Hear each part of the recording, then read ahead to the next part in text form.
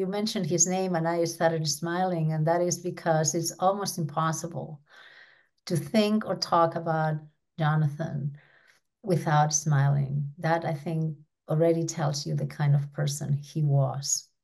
So Jonathan was my oldest son. We came to Montgomery County when Jonathan was 2 years old.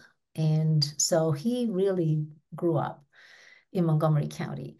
He went to Montgomery College and got a degree in construction management. He was the vice president of the Student Construction Management Association. And after he graduated, he actually transferred to the universities of Shady Grove to continue his degree. As far as his personality, he was a very compassionate person. He had friends of all ages, all races, all backgrounds. But Jonathan had an underlying anxiety disorder. And in spite of our efforts at that time, people will just dismiss it. When he was 7 years old, he was diagnosed with dyslexia. So unfortunately, MCPS at that time was really not prepared to address his needs. So he, in addition to his underlying anxiety disorder, that, as I said, was never diagnosed, he had this feeling of academic failure, that he was not as good as anybody else, in spite of what, all of the tests showed as him being a very smart guy. All of that, I think, resulted in him feeling inadequate. And during his adolescent years, he started experimenting with marijuana. He felt he was different, he was not good enough. So he wanted to escape. And marijuana, particularly cannabis, particularly in early years, adolescent years, can transform really your brain and your brain chemistry and even some of your morphology. And that makes you more vulnerable to develop mental health conditions like paranoia, psychosis, even schizophrenia.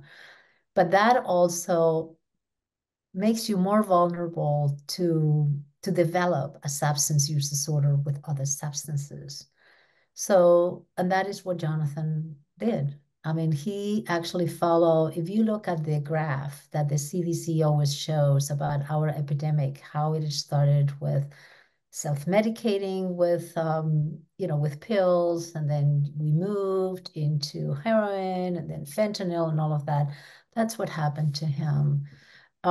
So unfortunately, Jonathan died of an overdose on June 13th, 2019. What he took was adulterated with fentanyl. He didn't know. It was at a time when fentanyl was making its appearance, and he was 28 years old. We found him in his house in Silver Spring.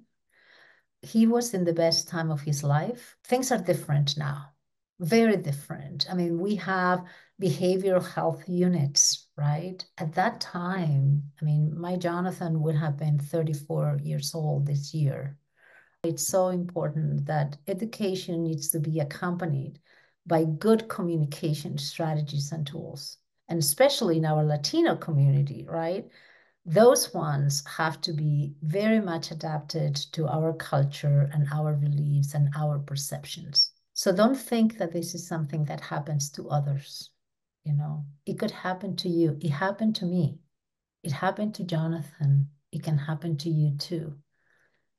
Knowing that, start reaching out, start getting educated, ask for, on demand, more information and support. And if you do think that you suspect someone in your love circle that has a substance use disorder, there's help in the county. There are resources out there that are available to you.